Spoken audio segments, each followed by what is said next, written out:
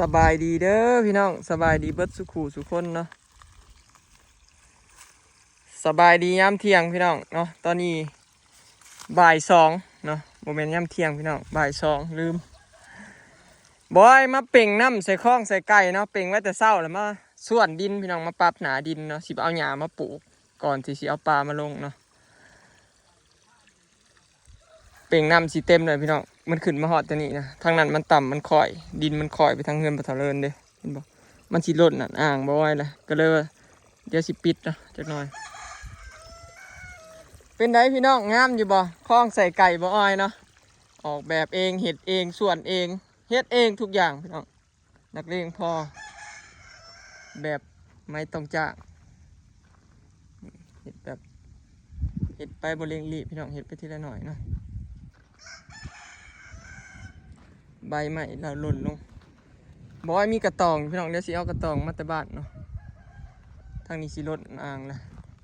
บอกว่าสิปล่อยให้มันลดให้น้ำไหลทอออกเบิ่งว่ามันสิไหลออกหอดผุนบ่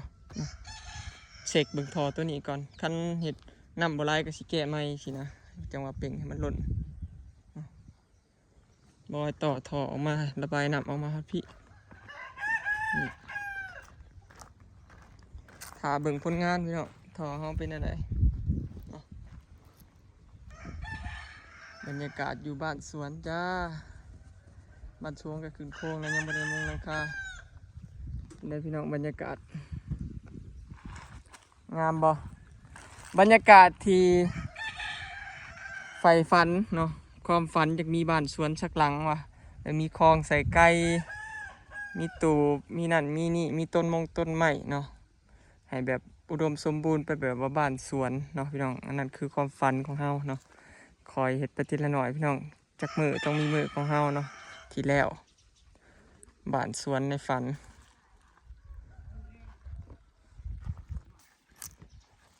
นี่น้ำสิล้นนะบอยมาส่วนฮักก็ได้ส่วนแต่พี่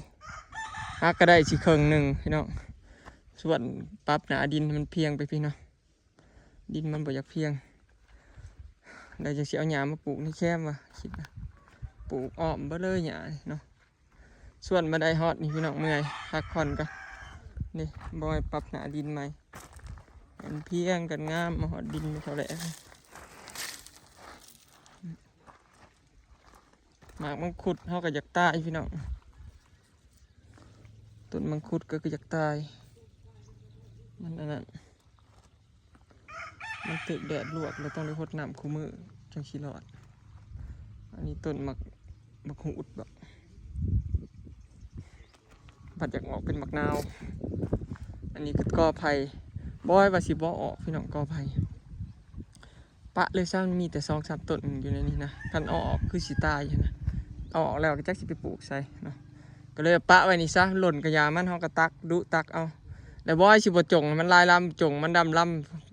ำพี่น้องเสียมันขึ้นดำลำแล้วก็ตัดจังซี่นะตัดปลายบ่ให้มันขึ้นสูงสิประมาณนี้พี่น้องนะในที่สุดคลองไส้ไก่แล้วก็เสร็จแล้วพี่น้องมึงน่าเล่นบ่ไปตาโดดน้ำบ่น้ำใสเด้นี่สิมอนเจ้าไปอยากโดดบ่ฮะโดดไม่เย็นสบายด้วยเดี๋ยวสิส่วนปรับหน้าดินอีกพี่น้องเนาะแล้วก็ปรับได้ครึ่งหนึ่งยังอีกไปหอดพุ่นละเนาะบรรยากาศดีพี่น้องมีผู้ใดหมักบรรยากาศแบบบ้านสวนแบบบ่อ้อยบ่พี่น้องเนาะหมักบ่แบบนี้มีผู้ใดหมักแบบกันคือกันแน่เนาะปลูกทุกอย่างไม่อยากสวนให้มันร่มรื่นเนาะต้นไม้บ่อยหมักแบบธรรมชาติพี่น้องจังว่าเฮ็ดบ้านอยู่พี่เนาะสร้างเฮือนอยู่พี่แน่พอมือใดอลิศใหญ่ก็สิชวนลูกมานอนนะหรือว่ามากินข้าวกินน้ำอยู่พี่เนาะนางเลาะเบิ่งต้นไม้กินหมากไม้กินหมากจังซี่นะเนาะอนาคตปลูกไว้เพื่อลูกเพื่อหลานคิดไว้เพื่อเจ้าของเฒ่าเนาะเฒ่ามากก็คือสิได้อยู่เหมาะแม่ๆกับต้นไม้สินะพี่น้องเดี๋ยวสิส่วนอันนี้ต่อนะปรับหน้าดินต่อแล้วจังสิเฮ็ดสะพานข้ามปรับหน้าดินแล้วจังสิเอาสะพานมาก่ายพี่น้องบ่ให้เฮ็ดสะพานยางข้ามน้ำอันนึงเนาะยางข้ามมานี่ ดี๋ยวเสียบสะพานขามเอาจะง่ายนี่แหละเนาะบ้านสวน ปลากับสิฟ้าวเห็ดมันแล้วเลยสิปล่อยพี่น้องเนาะถาเบิงพี่น้องเนาะรอติดตามเบิงจากนั้นก็ฝากเบิงคลิปฝากเป็นกำลังใจให้เด้อพี่น้องเลย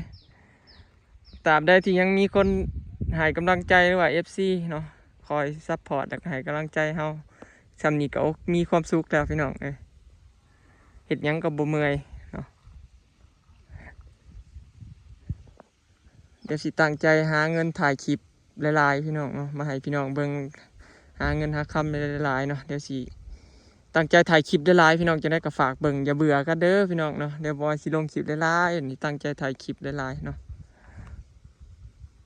หาเงินเพื่อ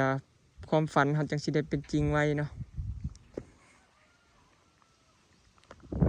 นำออกแล้วพี่น้องนี่ลดออกมาแล้วเนาะถือว่าระบบนำเขาระบบนำลดเขาผ่านเนาะเดี๋ยวสิซื้อท่อไม่ใส่อีกมาหอดพี่เนาะเสาซื้อมา2 อันบ่พอถือว่าน้ำล้นออกมาแล้วผ่านพี่น้องระบบน้ำเนาะเดี๋ยวสีส่วนมันส่วนดินออกไปอีกเนาะผ่าเห็นมันแล้ว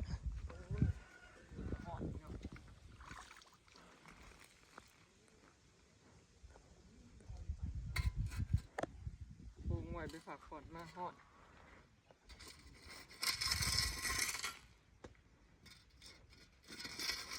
เดี๋ยวหินออกไว้หินไรลง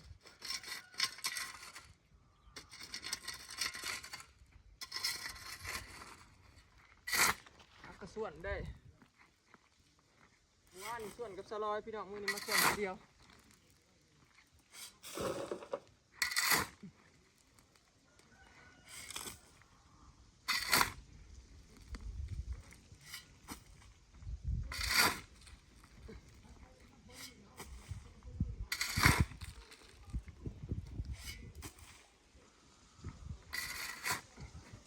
ว่าอันสลอยมาส่วนสวยไปแล้วไว้ขางนั้น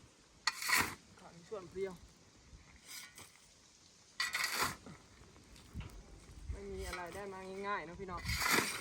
เราต้องลงมือทำ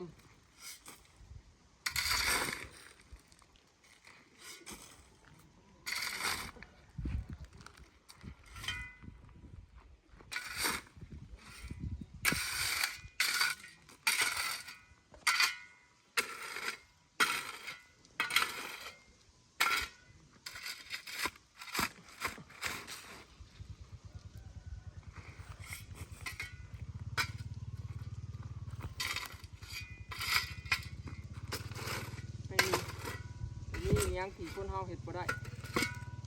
ขอแต่ขยันนะพี่น้อง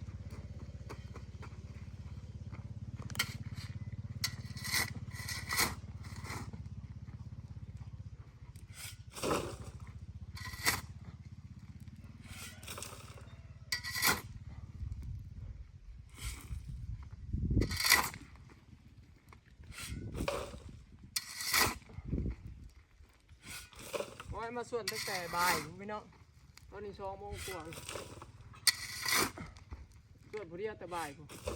เดี๋ยวได้สักนิดพี่มอนมานั่งให้กำลังใจกันเลยมีแห้งนะ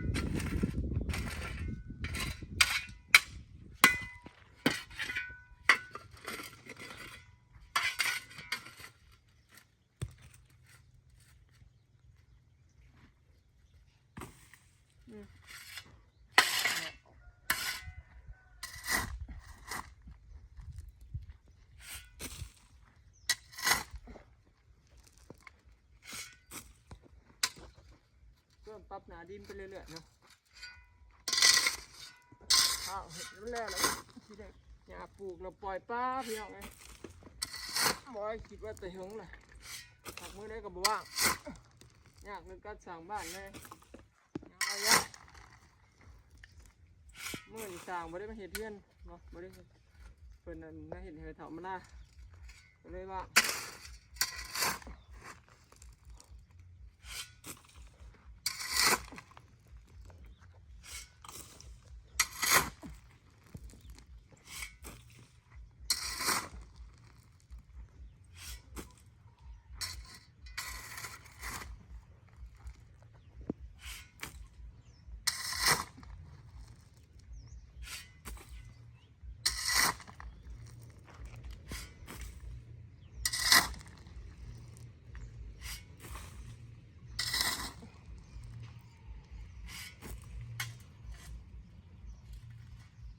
แดดให้เรา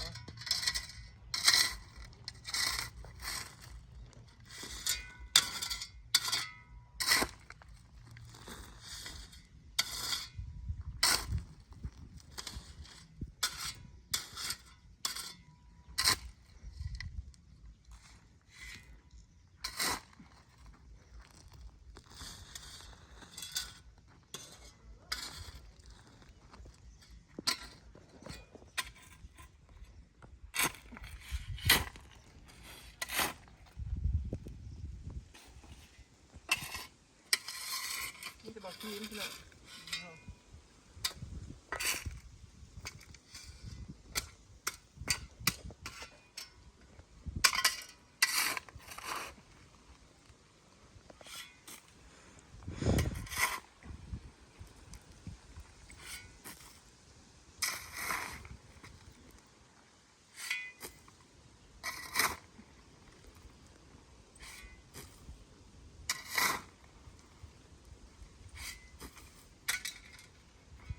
ดินเฮาเนี่ยมีแต่บักทีมเนาะ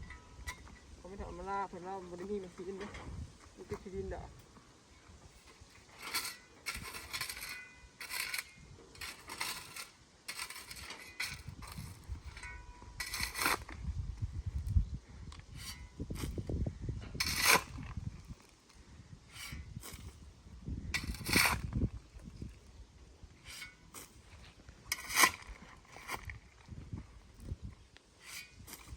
เริ่มคือขึ้นมาแล้วบ่พี่น้องมึง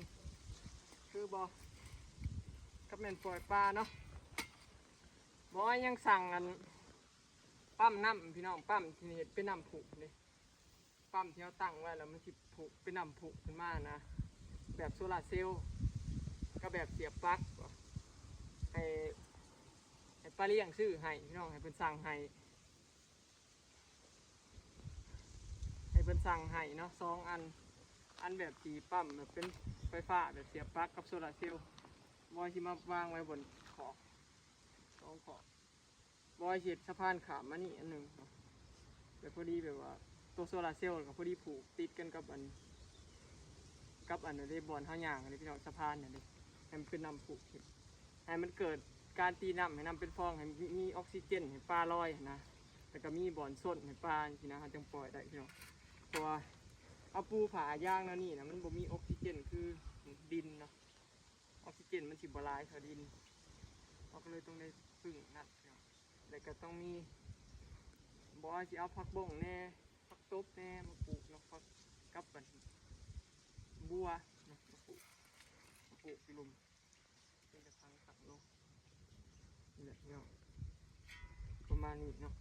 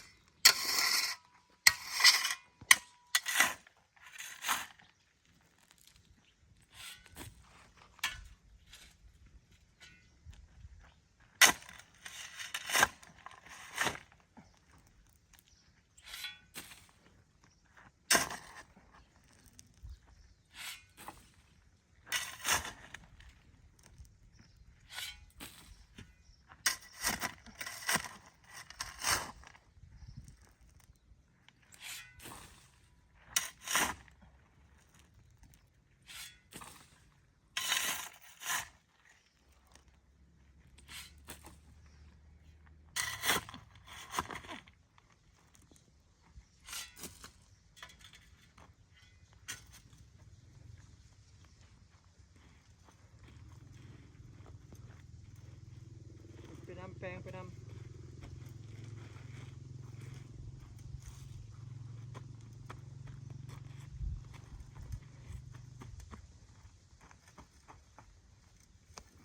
แปลงไปนำเนาะทางนี้ที่นี่ที่ชู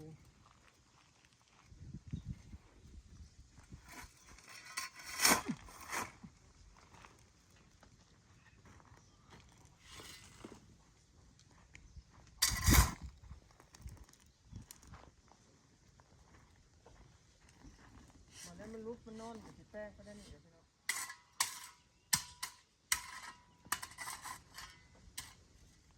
เป็นอะไรพี่น้องปรับหนาดินเรียบร้อยครึ่งหนึ่งเนาะนี่ปรับเรียบร้อยแล้วพอดีใส่ซ้ำกันกับขางพี่เนาะผ่านบ่พี่น้องเป็นตาสิได้กินปลาเลี้ยงปลางามอยู่บ่นี่เนาะเท่ามุมนี้มุมที่ชื่นชอบที่สุดคือมุมนี้พี่น้องเนาะเดี๋ยวสิพักก่อนพี่น้องมือแรงๆค่ำๆเนาะเดี๋ยวสิมาส่วนมาไว้อ่อนแดดฮะก็แล้วไปครึ่งหนึ่งอีกครึ่งหนึ่งอันนี้